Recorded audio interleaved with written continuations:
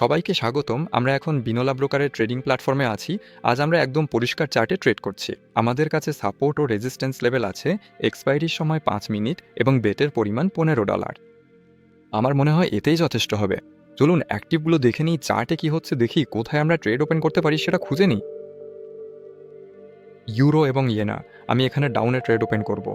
এখানে আমাদের একটা সাইডওয়ে চ্যানেল আছে, আর সাথে আছে লোকাল ম্যাক্সিমামও। আমি আশা করছি এখানে একটা ট্রেড হবে। আশা করছি এই ট্রেডটা লাভে যাবে। চলুন দেখি অন্য অ্যাক্টিভগুলোতে কি হচ্ছে। ডলার ইয়েনা, এখানেও আমি ডাউনে ট্রেড ওপেন করব।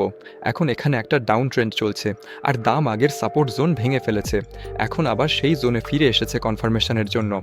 এখন এই জোনটা আমাদের জন্য রেজিস্ট্যান্স, তাই এখানে ডাউনে ট্রেড ওপেন করছি।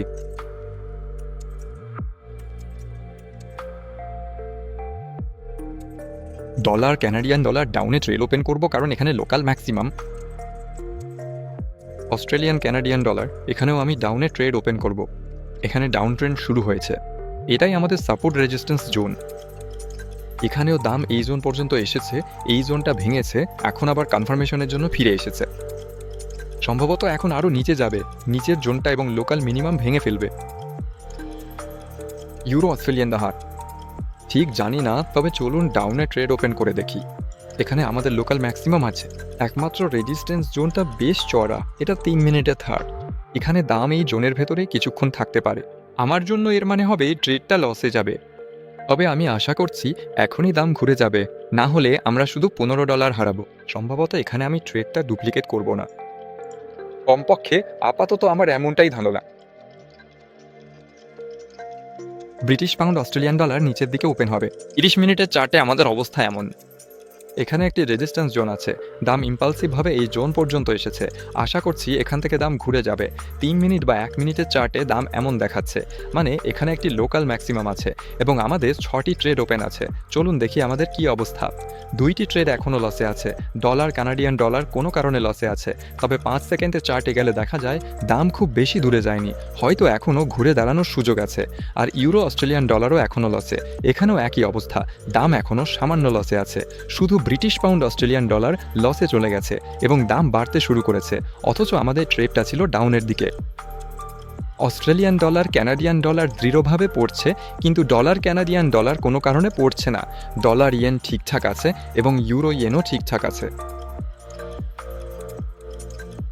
হ্যাঁ, এখানে আমাদের যথেষ্ট চওড়া একটি রেজিস্ট্যান্স জোন আছে, যেমনটা আমি বলেছিলাম, এবং সেই অনুযায়ী দাম এই জোনে আরও অনেকক্ষণ থাকতে পারে। এখানে অতিরিক্ত কোনো ট্রেড খোলার কোনো মানে দেখি না। সব কিছু যেমন আছে তেমনই রাখবো। তবে যদি ট্রেডটা লসে বন্ধ হয় তাহলে সেটাই লাভে। এদিকে ইউরো ইয়েন ট্রেডটা লাভে বন্ধ হচ্ছে, এখন আরেকটা লাভে বন্ধ হবে। ডলার ইয়েন নয়, ডলার ক্যানাডিয়ান ডলার মাত্রই পড়তে শুরু করেছে, কিন্তু এখানে ব্যাপারটা কঠিন। ট্রেড বন্ধ হতে 50 সেকেন্ড বাকি, মনে হচ্ছে ফিরে আসার সময় পাবে না, লস হবে। খুব একটা সুখকর পরিস্থিতি নয়।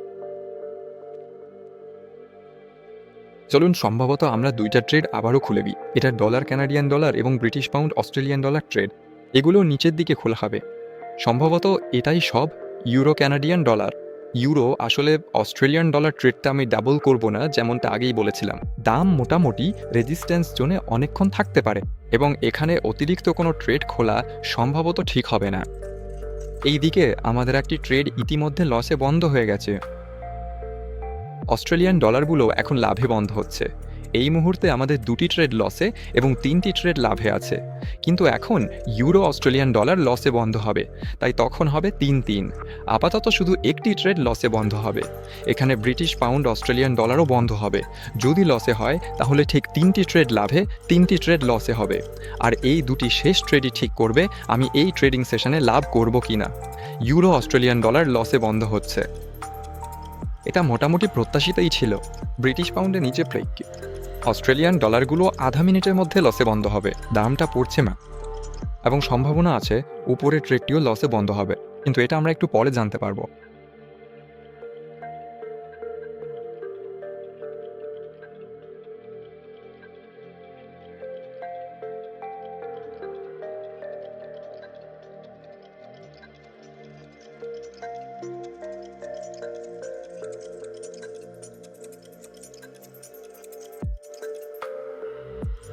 আমাদের ট্রেডগুলো বন্ধ হবার আগে শেষ 20 সেকেন্ড, এখনও বোঝা যাচ্ছে না কিভাবে শেষ হবে। ডলার, কানাডিয়ান ডলার আমাদের মধ্যে প্রথমে বন্ধ হচ্ছে।